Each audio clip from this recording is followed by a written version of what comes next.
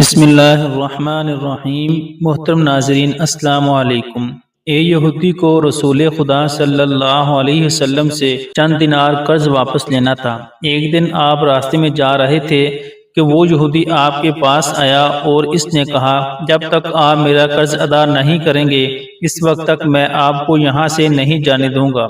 نبی اکرم صلی اللہ علیہ وسلم نے فرمایا، اس وقت ادائیگی کے لیے میرے پاس کچھ بھی نہیں ہے۔ یہودی نے کہا، جب تک آپ میرا قرض واپس نہیں دیں گے میں بھی آپ کو یہاں سے جانے نہیں دوں گا۔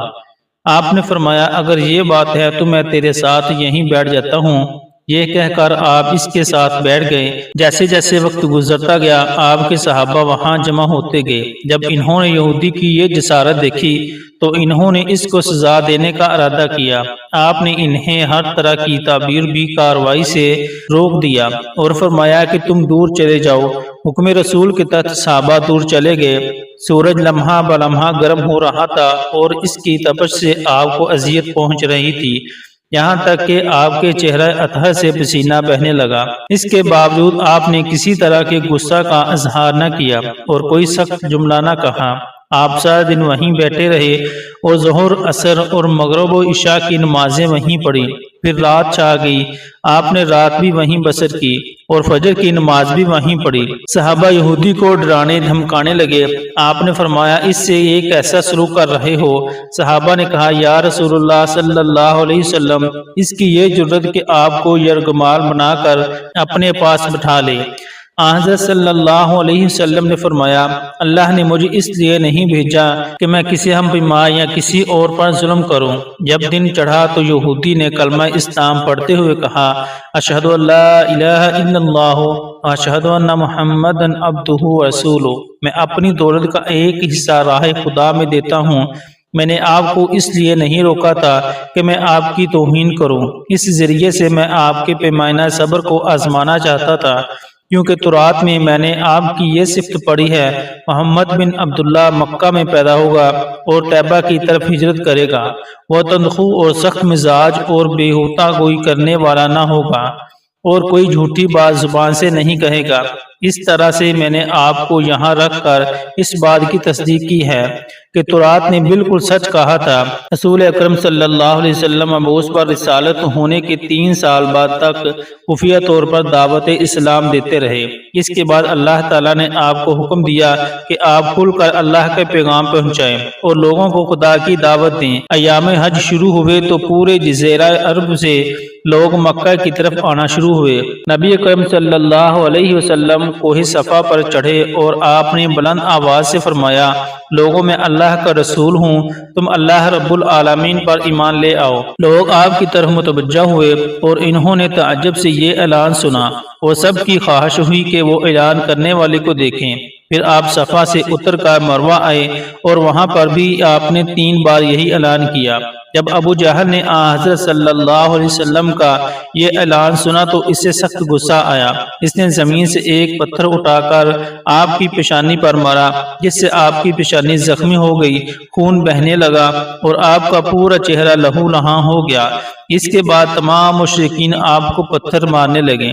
نبی اکرم صلی اللہ علیہ وسلم مجبور ہو کر کوہ ابو قیس پر چڑھ گئے اور ایک چٹان کے پیچھے جا کر چھپ گئے۔ مشرکین نے بھی آپ کا تعاقب کیا لیکن آپ انہیں کہیں دکھائی نہ دیے۔ ناکام و نامراد ہو کر انہیں واپس آنا پڑا۔ اسی اثنا میں ایک شخص نے حضرت علی رضی اللہ تعالی عنہ کو اس واقعہ کی اطلاع دی اور کہا کہ میرا خیال یہ ہے کہ محمد مارے جا چکے ہیں، نعوذ باللہ۔ یہ سن کر حضرت علی علیہ السلام کو شدید دکھ ہوا اور آپ ام المومنین حضرت خدیجہ الکبریٰ سلام اللہ علیہا کے پاس آئے اور ان سے کہا، میں نے سنا ہے کہ مشرکین نے رسول خدا صلی اللہ علیہ وسلم پر سنگ باری کی ہے اور بعض لوگوں کا یہ گمان ہے کہ نبی اکرم شہید ہو گئے ہیں۔ آپ روٹی پانی اٹھائیں اور میرے ساتھ انہیں تلاش کرنے کے لیے چلیں، ممکن ہے ہمیں ان کا کہیں نشان مل جائے۔ آپ وادی پر نظر رکھیں اور میں پہاڑ کے دامن میں آپ صلی اللہ علیہ وسلم کو تلاش کرتا ہوں۔ آپ روتے ہوئے آگے بڑھیں اور کہہ رہے تھے، یا رسول اللہ صلی اللہ علیہ وسلم، ہمیں جواب دیں، آپ کہاں ہیں؟ میری روح آپ پر قربان، آپ کس وادی میں بھوکے پیاسے ہیں؟ آپ نے مجھے اپنے ساتھ کیوں نہ لیا تھا؟ حضرت خدیجہ رو رو کر فریاد کر رہی تھیں، کوئی ہے جو نبی مصطفیٰ صلی اللہ علیہ وسلم کی مجھے خبر دے، کیا کسی نے انہیں دیکھا ہے جو مجھے ان کے متعلق بتلائے؟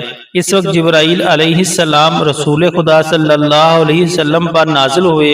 ان کے پیچھے ملائکہ کی بہت سی صفیں تھیں۔